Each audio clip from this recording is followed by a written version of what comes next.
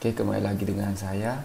Kali ini kita akan membahas mengenai operasi dasar manipulasi data pada SQLite melalui pemrograman mobile menggunakan framework Flutter. Oke, langsung saja. Di sini saya sudah mempunyai sebuah project yang saya beri nama penjualan voucher, bisa di-create di new project. Namun sebelum kita ngoprek, kita pastikan dulu bahwa project tersebut telah berhasil di-run. Setelah itu baru kita membuat beberapa view, ada developer, kemudian model, di dalamnya ada penjualan.dat, kemudian di UI-nya ada home.dat, input penjualan.dat. Nah, pastikan di dalam tersebut ada di folder library. Nah, selanjutnya baru ketika kita akan menggunakan modul SQLite, maka kita harus daftarkan dulu modulnya tersebut di SQFlite. Modul SQFlite di passback.yaml-nya. Dan jangan lupa juga path providernya. Oke, pastikan di sini bahwa spasinya sangat mempengaruhi. Jadi mohon ketelitian teman-teman sekalian. Setelah itu kita mulai di pembuatan kelas presenternya. Di sini saya kasih nama kelasnya tersebut kelas penjualan. Kemudian saya inisialisasi sebuah variabel ID. Kemudian ada string name untuk menampung nama dari pembeli nanti. Kemudian ada string keterangan untuk menampung deskripsi dari pembelian. Nah, ketika saya menggunakan kelas float, apa tipe variabel float, maka di enter, maka dia langsung import sebuah package yaitu .wams. Nah, di sini saya membuat sebuah kelas construct-nya yang ditujukan untuk menerima pengiriman variabel antar kelas. Nah, di dalamnya apa isinya? Ya, saya isi dengan yang sesuai dengan variabel yang telah saya deskripsikan di atas. Ada name, keterangan, jumlah, dan tanggal.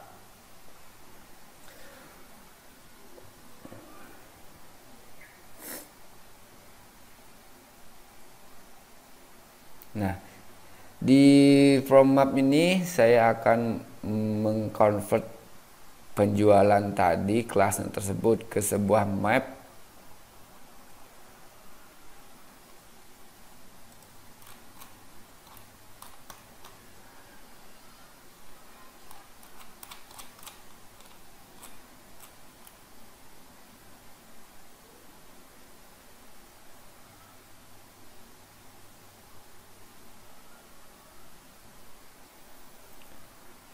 Nah, tujuannya di sini nanti agar konstruktor tadi itu mengambil data, kemudian diterjemahkan ke dalam variabel, kemudian dikonvert ke dalam map. Ya, nanti isian dari map inilah yang akan menjadi inputan dalam sebuah SQLite-nya. Oke. Nah, di sini setelah mapnya terbentuk, saya membuat fungsi get and setter. Get ini adalah untuk mengambil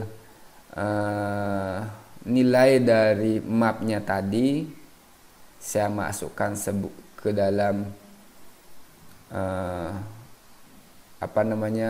variabel ID, kemudian underscore name-nya saya masukkan ke variabel name, begitu juga selanjutnya. Nah, di sini juga perlu dipastikan bahwa yang sesuai dengan field di dalam database itu ya ini, biar tidak bingung dan teman-teman. Name-nya ini name, kemudian keterangan, jumlah. Nah, yang berisi dengan variabel underscore tersebut hanya digunakan untuk menampung data sementara. Jadi memang sebaiknya dilainkan. Nah, setelah itu saya set. Untuk ngeset name-nya saya kasih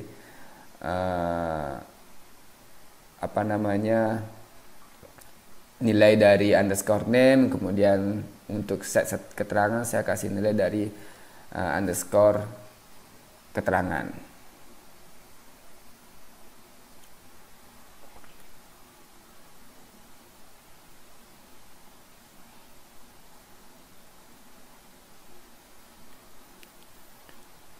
Berikutnya yang terakhir adalah dalam sebuah kelas presenter, yaitu mengkonvertnya ke sebuah map.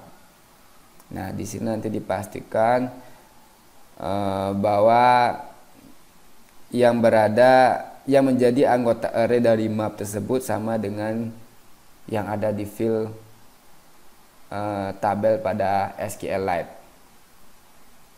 Untuk mempermudahkan nanti ketika kita ngirim mapnya ini ke sebuah fungsi di DB helper, kita tidak perlu lagi menerjemahkan array-nya, kita cukup panggil mapnya saja. Jadi map ID sama dengan ID di dalam database, map name sama dengan ID name dalam database. Begitu juga value-nya. Value-nya mengambil dari get dalam name-nya. Kemudian keterangan ini mengambil get keterangan yang telah tadi kita terjemahkan di atas, sehingga masing-masing variabel tersebut telah berisi nilai dari variabel temporary yang underscore tersebut. Nah, setelah presenternya dibuat, maka kita lanjutkan ke pembuatan modelnya, yaitu di DB helper. Model ini berfungsi untuk mengkomunikasikan presenter tersebut ke dalam database-nya, yaitu di SQLite. Nah, di presenter ini nanti kita akan menggunakan metode future.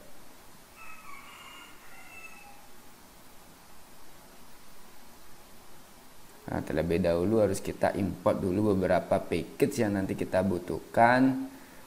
Ada tentunya juga SQLite, kemudian path provider yang penting. Kemudian karena kita akan menggunakan kelas penjualan tadi, ya kita import juga kelas penjualan. Selanjutnya baru kita definisikan DB helper-nya. DB helper ini terbentuk ketika kita sudah berhasil mengimport package SQLite.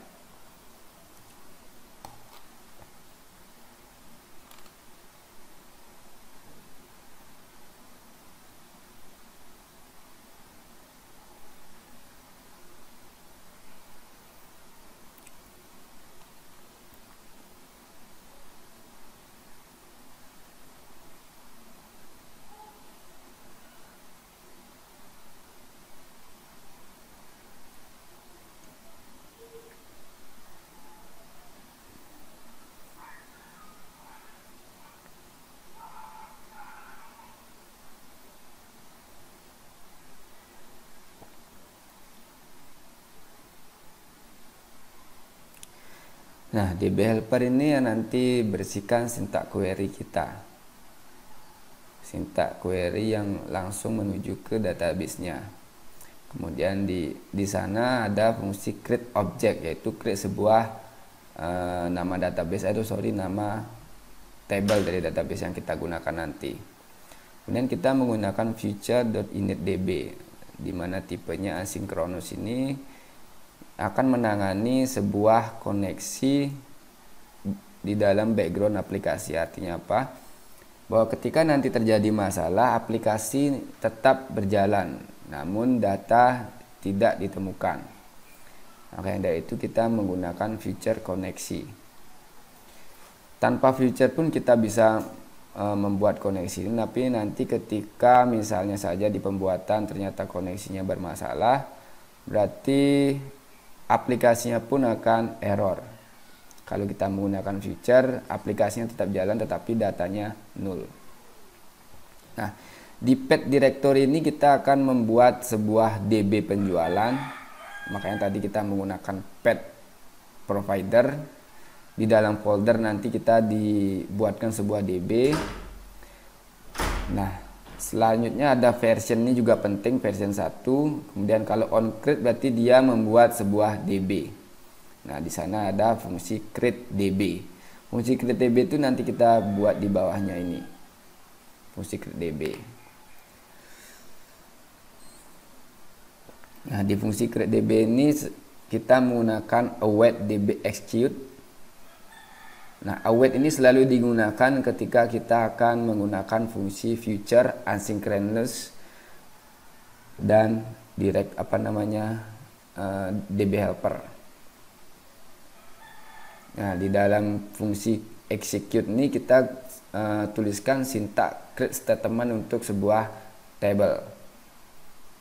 Sama seperti query pada MySQL, di SQLite pun seperti ini. Kita definisikan mana primary key, auto increment atau tidak, kemudian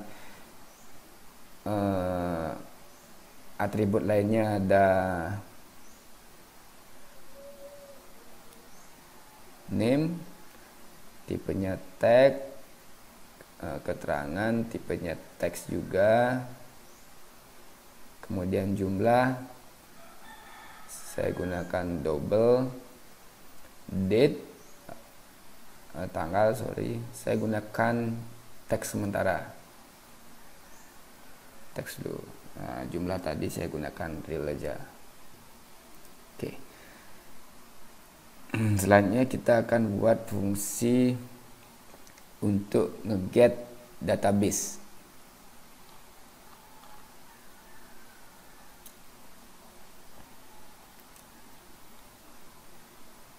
Fungsi get database ini kita perlukan sewaktu-waktu jika kita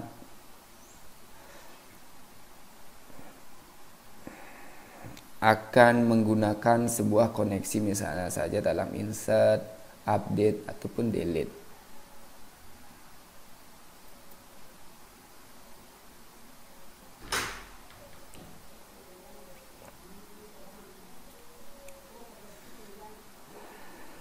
Setelah itu kita definisikan sebuah fungsi select.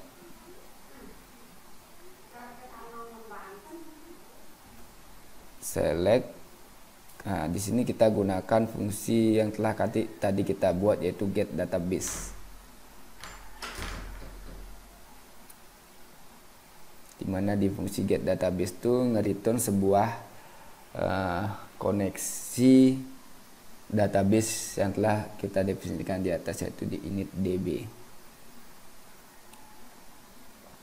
Nah, ketika kita mendefinisikan sebuah fungsi select, artinya di sini kita akan meretrieve semua data penjualan. Kita dibuat di dalam DB query penjualan, kemudian order by tanggal.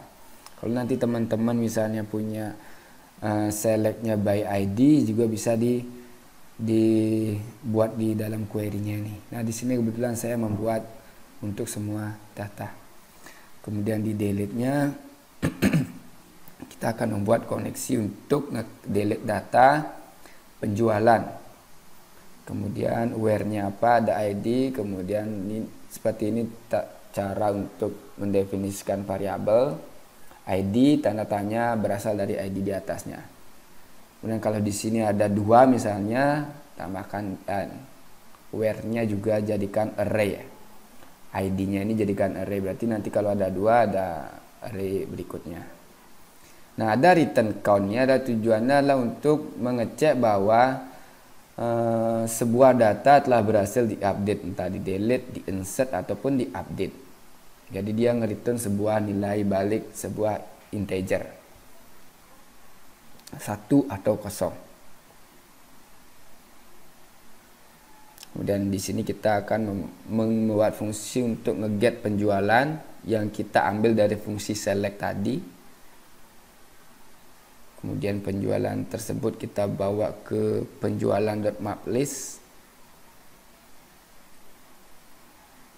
sehingga kita, karena dia bentuknya list, sehingga kita bawa ke dalam variable list. Variable list ini kita ngacu ke kelas presenter penjualan, yang di dalamnya ada kayak tadi itu ID, kemudian name, keterangan, dan lain sebagainya. Kemudian kita for each kita add ke dalam penjualan list. Penjualan list itu juga telah kita definisikan di sini, yang merupakan extend dari list penjualan tadi. sehingga nanti returnnya di sini adalah penjualan listnya ini berupa list. Nah, setelah DB helper kita langsung ke home.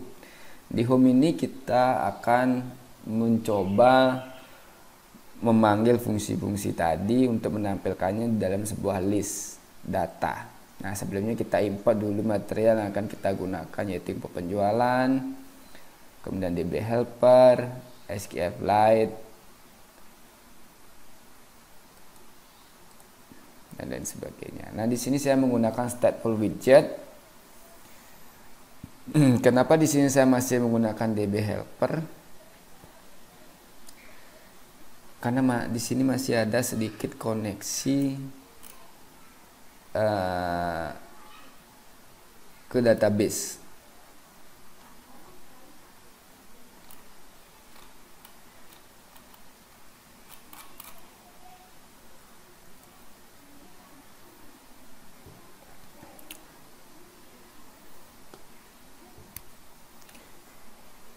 Kita definisikan list penjualan tadi.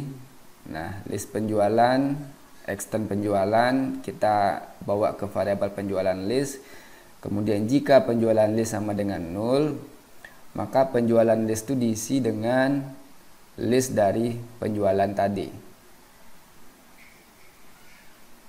Artinya dia langsung ke kelas presenternya. Nah, di sini sama, kita return scaffold, ada add bar-nya, kemudian di sini bodinya kita menggunakan create list view.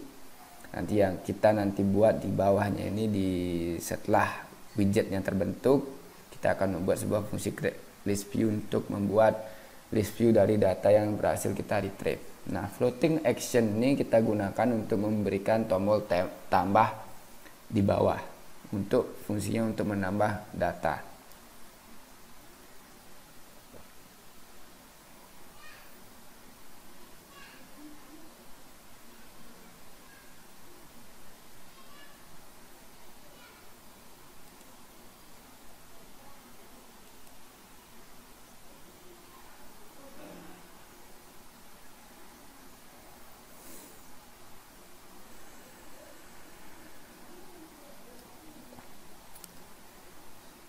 Di on press dari floating action ini juga kita menggunakan asynchronous. Nah, di sini kita akan mendefinisikan ketika ditemukan sebuah variabel penjualan, maka kita bawa dia ke form edit,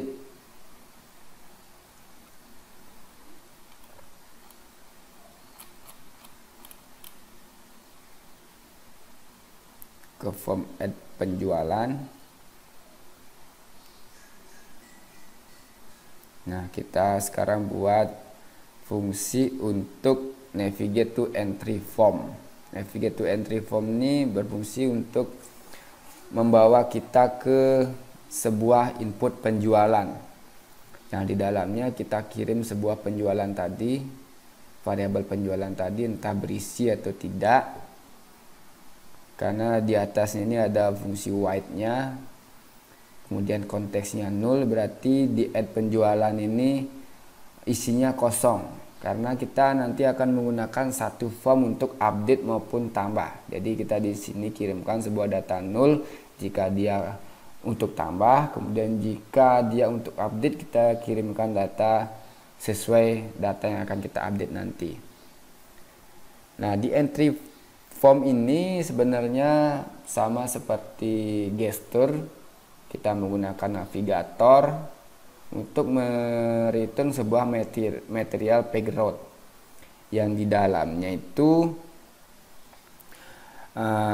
ada bool konteks untuk memanggil atau menampilkan input penjualan. Kemudian kita kirimkan variabel penjualan atau parameter penjualan tadi.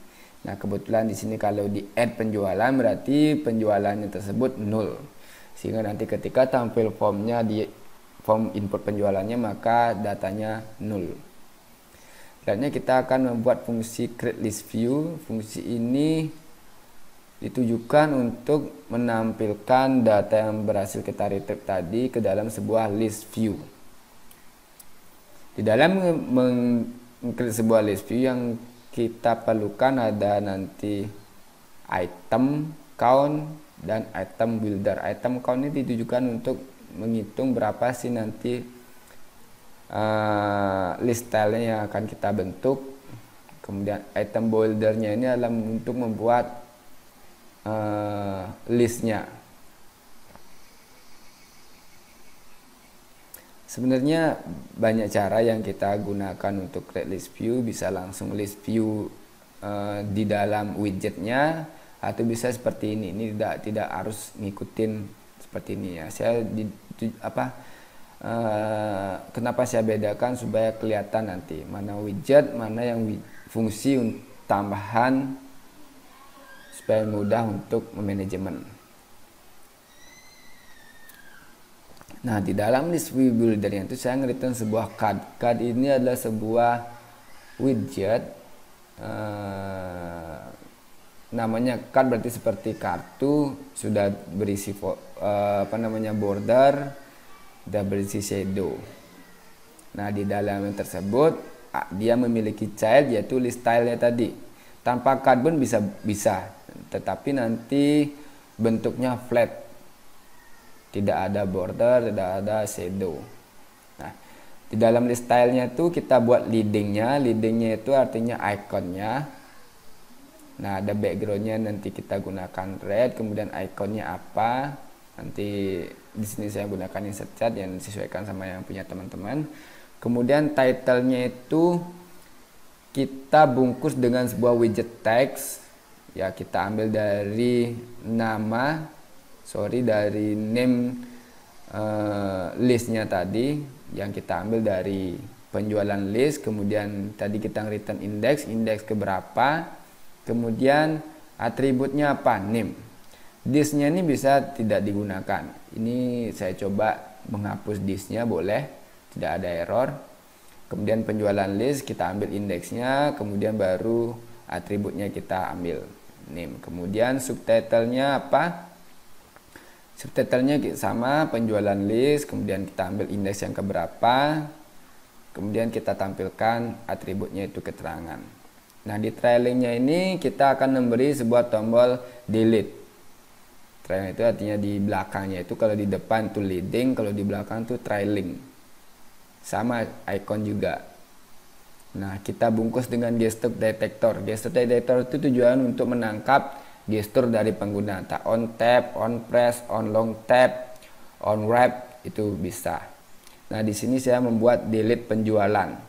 Yang kita kirim adalah penjualan listnya, langsung ke indeksnya. Artinya kita ngirim satu record ke dalam delete penjualan. Nah, delete penjualan itu di mana? Belum kita buat. Kemudian di bawahnya ada on tap.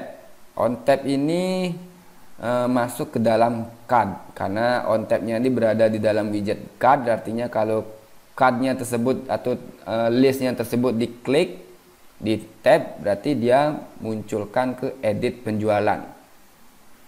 Lalu apa itu di edit penjualan? Saya juga belum buat di bawahnya. Nah, di sini saya baru akan buat sekarang. Edit penjualan sama seperti add penjualan sebenarnya, karena kita menggunakan fungsi yang sama.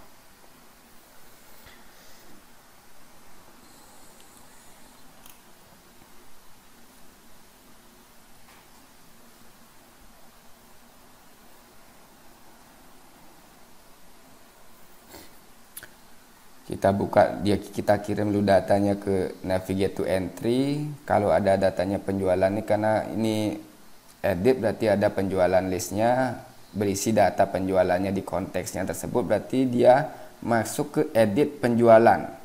Kalau tadi kan datanya kosong, penjualan listnya 0, dia masuk ke add penjualan. Kalau add penjualan tadi kan dia nge-add sebuah data, yaitu insert object.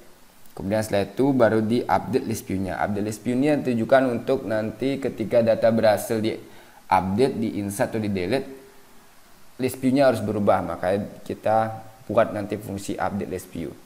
Nah, di edit penjualan sama sebenarnya, cuma nanti di insert-nya itu diganti jadi update, kemudian diisi where. Jadi di navigate dulu formnya, berisi data atau tidak. Setelah itu actionnya kemana? Ke edit atau ke add. Itu cara kerja di SQLite ini. Sebenarnya ada banyak cara kerja, namun ini saya praktikkan terlebih dahulu. Nanti juga saya akan tawarkan metode lain di modul selanjutnya.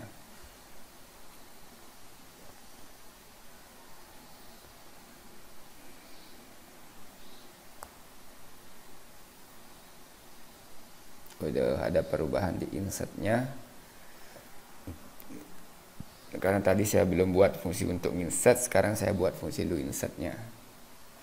Nah ini ada tomap. Tadi di kelas presenter ada sebuah fungsi yaitu map, nge-mapping data dari model dibawa ke map. Nah di sini kita akan gunakan. Kemudian fungsi update-nya juga saya belum buat tadi, sekarang kita buat update-nya. Objeknya apa, tomap, kemudian where-nya apa. Kalau tomap ini ibaratnya data yang nanti kita gunakan untuk ngupdate. Nah, sekarang baru kita buat kembali ke home, yaitu kita akan membuat update list view.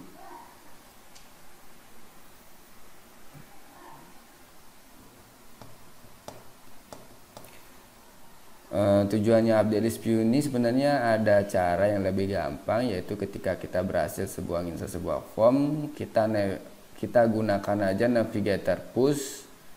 Artinya form sebelumnya kita arahkan ke form sebelumnya, maka kita tidak perlu menggunakan update list view karena formnya terrefresh. Tetapi halamannya terrefresh. Tapi untuk yang modul ini kita coba tanpa nge-refresh halamannya, kita akan nge-refresh list view-nya saja. Makanya sih saya menggunakan update list view. Nah, hanya ini yang menggunakan DB helper langsung. Sebenarnya ini harusnya sih di DB helper aja kita gunakan select. Get penjualan list.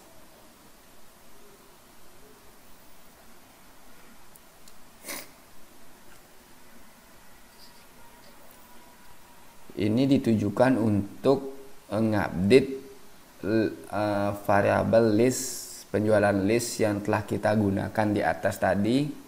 Di home ketika create list view kan ada future list penjualan.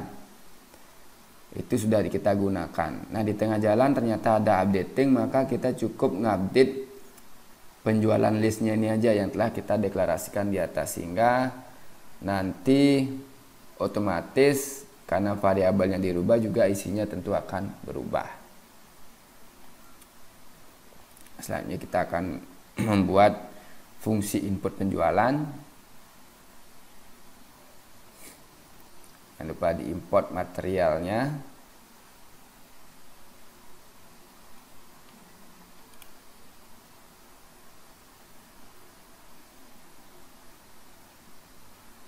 Nah, di sini saya menggunakan stateful widget STS seperti itu aja. Karena tadi kita nge-return penjualan, maka di sini kita juga tangkap penjualan tersebut.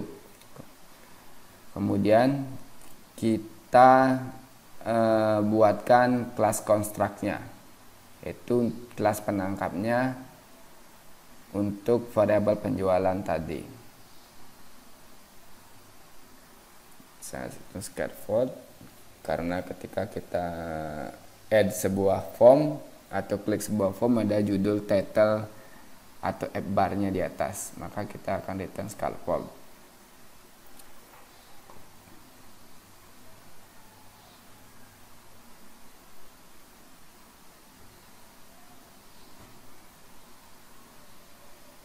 Oke, kita coba dulu.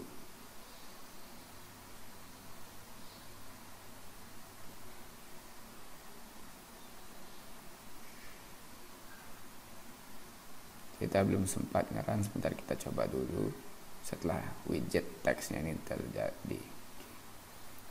Nah, baru kita ke main. Jangan lupa, karena tadi kita belum sempat ngoprek mainnya, maka kita akan panggil sekarang home-nya, home yang ada di main. Nah, oke. Run. Oke, itu formnya sudah ada, namun datanya belum terisi. Karena apa? Kita juga belum sempat ngisi data. Oke, sekarang kita di input penjualan, kita edit sedikit. Tadi kita sudah nangkap sebuah input penjualan, ada disk penjualan, lalu kita kirimkan ke kelas state-nya. Di underscore input penjualan, kita kirim variabel disk penjualan tadi. Kemudian kita buatkan kelas construct-nya underscore input penjualan state. Jangan lupa juga dengan variabel disk penjualan. Nah, di sini kita akan menangkap nilai dari text field yang akan kita gunakan dalam form input nanti.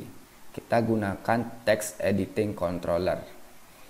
Text editing controller ini adalah sebuah cara untuk membaca inputan dari text field. Kita definisikan dulu setiap controller yang akan kita gunakan. Controller di sini artinya controller text field, yaitu ada name controller, nanti ada keterangan controller, ada jumlah controller. Kita definisikan dulu, deklarasikan setiap variabel yang akan kita gunakan.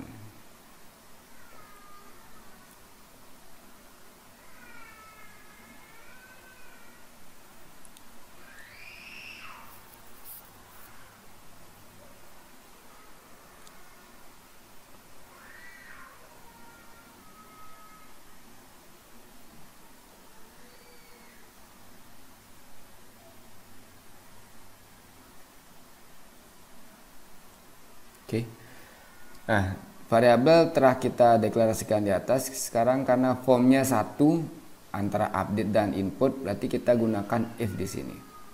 If penjualan tidak nol, maka name controller.text artinya teks dari text field yang nanti kita gunakan tersebut berisi tentang penjualan.name.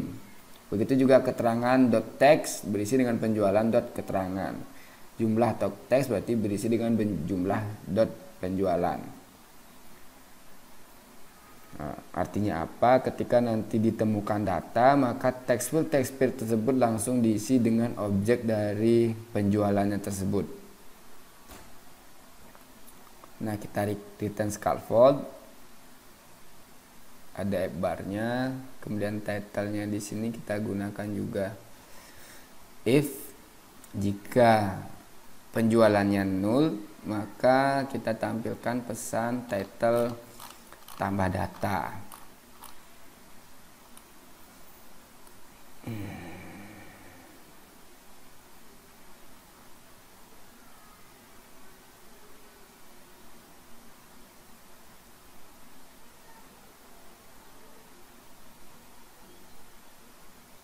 Dan jika berbeda, jika tidak terisi, jika penjualannya tidak sama dengan nol, artinya berisi data penjualan, maka kita tampilkan update transaksi. Nah, di sini kita bungkus bodinya itu dengan sebuah padding. Paddingnya ini kita gunakan topnya 15, left 10. Kalau biar gampang sih adds in all gitu aja. Jadi semua sisi di set dengan nilai mutlak, misalnya 10, 8 dan sebagainya. Selanjutnya childnya kita isi dengan sebuah list view. Kenapa saya gunakan list view? Karena nanti setiap layar JJ lebarnya berbeda, height-nya berbeda, sehingga nanti ketika kita menggunakan list view, ketika teksnya banyak, kita bisa scroll. Tapi kalau tanpa list view, misalnya kita gunakan kontainer, atau kalau kontennya itu panjang melebihi height, maka dia akan error. Sehingga saya sarankan tetap menggunakan list view.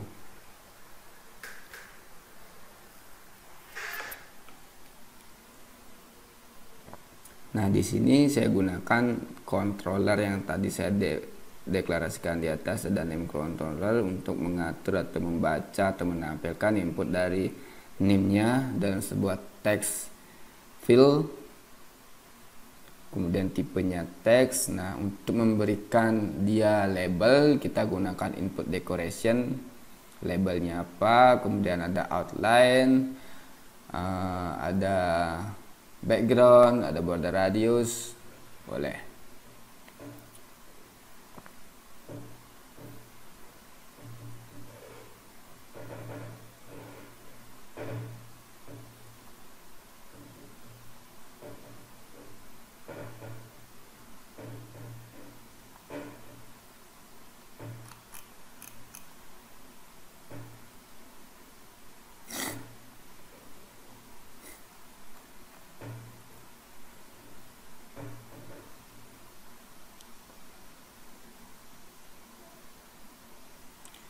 Kemudian ada listenernya onching nih, kita kirimkan value-nya aja, namun belum ada actionnya. Kemudian kita copy saja yang tadi di atas itu, meme-nya tersebut di bawah. Oh sorry, ada keterangan lupa saya isi kontrol. Sebenarnya tidak mutlak, cuma supaya kita membedakan saja antara variabel dan controller. Kita isikan controller.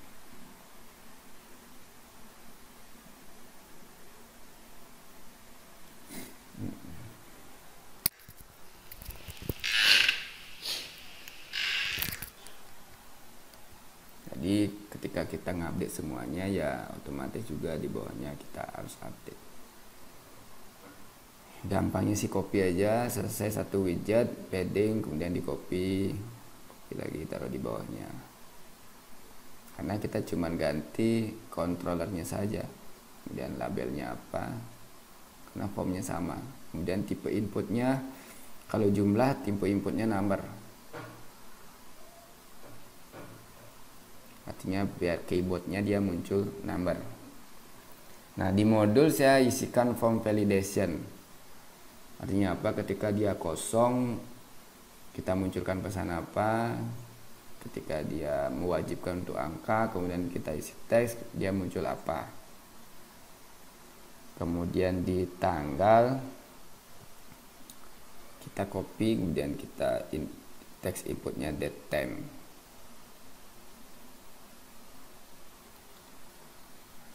Berikutnya baru kita buat sebuah raise button untuk mengeksekusi inputan tadi.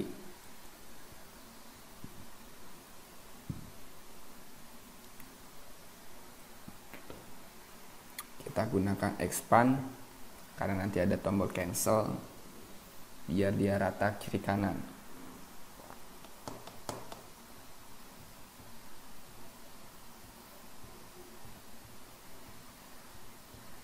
Jadi di dalam row ada childrennya kita bungkus dengan langsung ke raise button juga boleh, tapi saya gunakan expand dulu. Raise buttonnya kita bungkus dengan expand.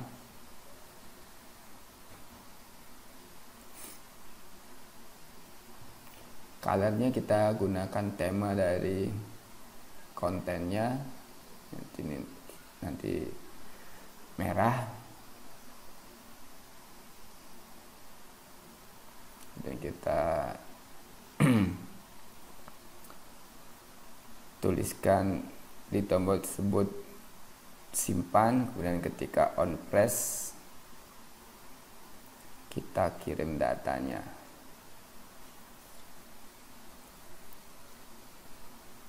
On pressnya kita kirim datanya ke kelas penjualannya.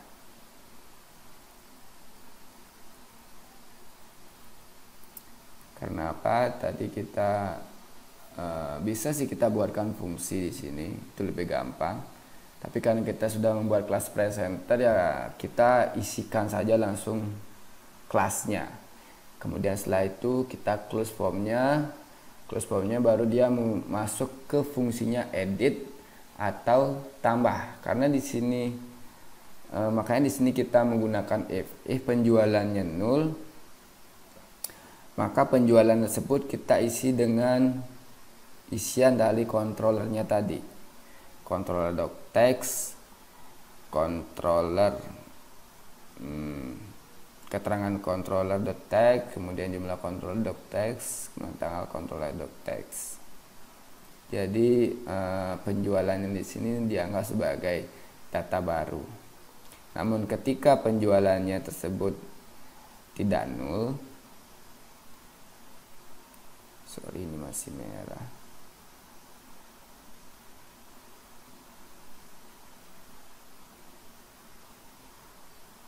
Terus berarti ada yang tidak tepat nih karena jumlahnya masih merah.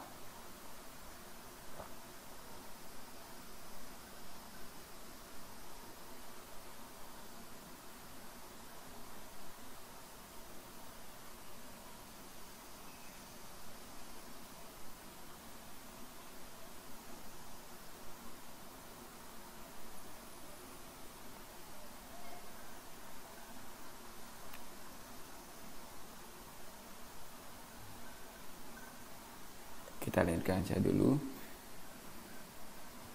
Kemudian ketika penjualan tersebut tidak sama dengan nol, artinya ada data baru, maka kita replace objek dari penjualan yang telah ditemukan di atas tadi. Di atas tadi kan dari form home-nya tersebut sudah ngirim sebuah variabel penjualan yang berisi atribut name, keterangan, jumlah. Nah, itu kita replace nilainya dengan name controller tadi. Kalau yang di add kan dia ngirim dari floating actionnya, buttonnya itu dengan nilai 0, artinya belum ada penjualannya. Jadi kita gunakan data baru. Nah, di sini kita navigator push pop, artinya untuk keluar form atau kembali ke halaman sebelumnya. Dan berikutnya baru kita akan buat cancelnya.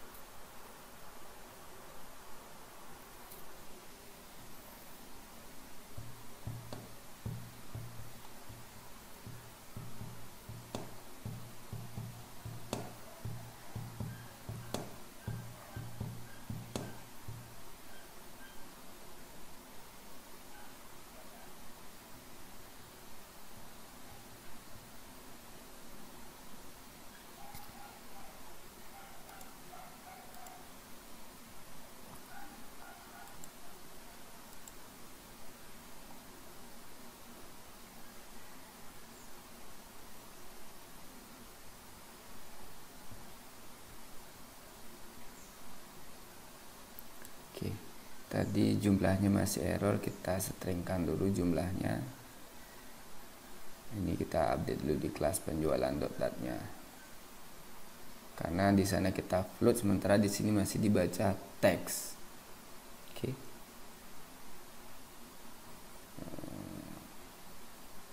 Selanjutnya kita gunakan semua toString dulu di penjualan.dat. Kita edit sedikit. Tujuannya untuk sehingga nanti datanya yang masuk ke database itu masih dianggap string semua. Kita coba dulu. Oke, ini tampilan ketika run form transaksi barunya.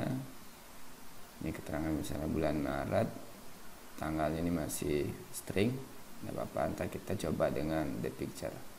Oke, sudah berhasil nyimpen satu data. Yang batalnya. Oke. Dan delete. Oke, sudah. Oke, itu tadi dasar formnya. Namun sekarang kita coba untuk membuat date picture. Jadi di tanggalnya itu ada date picture. Namun sebelum itu kita import dulu package-nya, intl-nya dan date time picture-nya di passback.jam. Kemudian import package-nya di input penjualan. Nah, baru kita buat sebuah final format, yaitu date formatnya seperti apa. Di sini gunakan tahun YYY MMDD. Saya gunakan yang format standar. Oke, kita copy.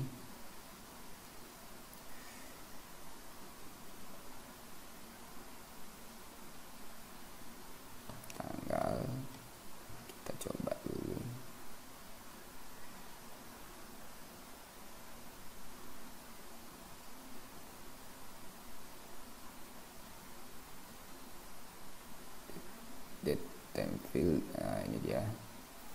Ini date time field-nya ini muncul ketika kita sudah import package il-nya tadi sama date picture-nya.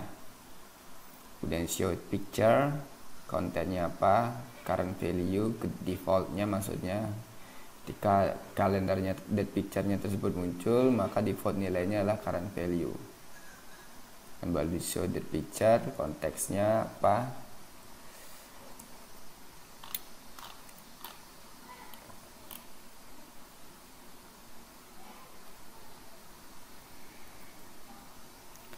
First date-nya kita gunakan tahun 2020, artinya dari tahun 2020 dimulai. Kemudian inisialisasi datanya atau date-nya ketika dia kosong, maka gunakan date now.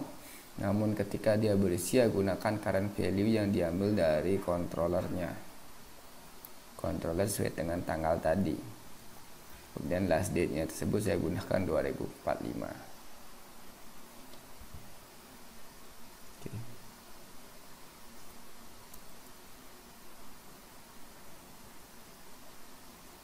Kita coba.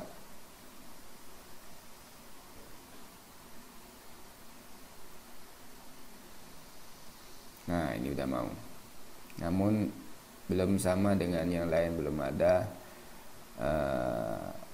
bordernya. Kita samakan sekarang. Sebenarnya tadi gampangnya kita copy aja yang di atas, sehingga termasuk decoration-nya sama jadinya. Tidak apa-apa, kita sekarang tambahkan.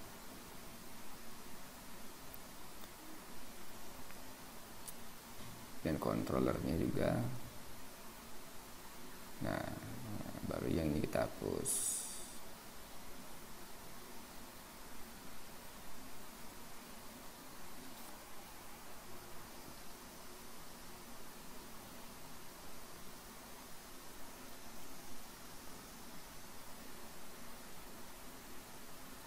Oh ya, paddingnya lagi satu, kita web aja dengan padding.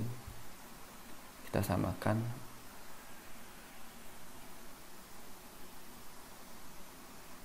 Oke, persis sama. Kita coba, siapa tahu ada error. Nah, untuk visual code yang baru yang terinstall Flutter baru, untuk hot reload kita gunakan R kecil, untuk restart kita gunakan R besar, gampang. Oke, kalau nggak ada bug kita reload, hot reload aja. Namun ketika ada bug kita terpaksa harus restart.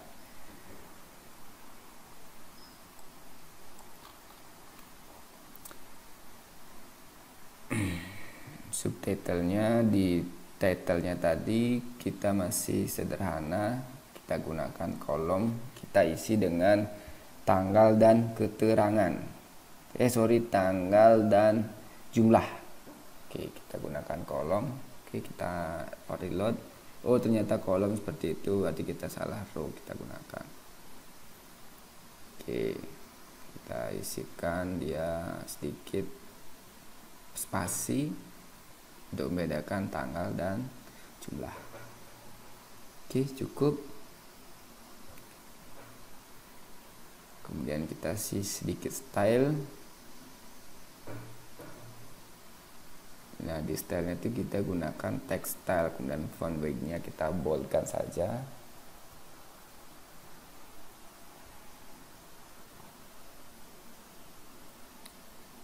Oh ya. Oke, biar ada perbedaan antara tanggal dan keterangan. Dan kita ganti ikonnya jadi money. Oke, attach money. Oke, sekian video mengenai tutorial manipulasi data dalam SQLite. Semoga teman-teman bisa mengikuti dengan baik. Terima kasih.